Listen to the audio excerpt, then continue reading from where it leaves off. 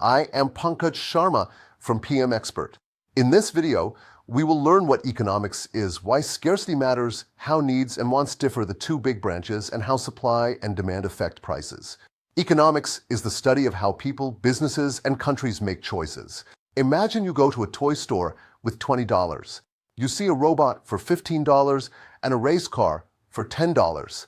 You want both, but you only have $20, so you must choose. The core idea in economics is scarcity.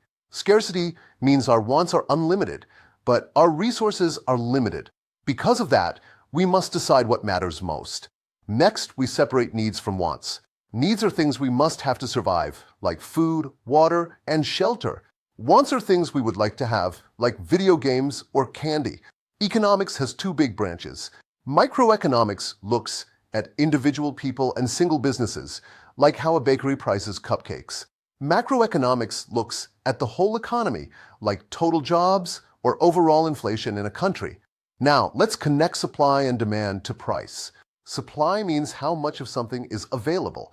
Demand means how many people want it. If demand is greater than supply, prices rise.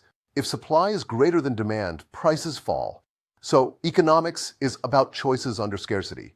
We balance needs and wants, understand micro and macro perspectives, and use supply and demand to explain prices. Thanks for watching.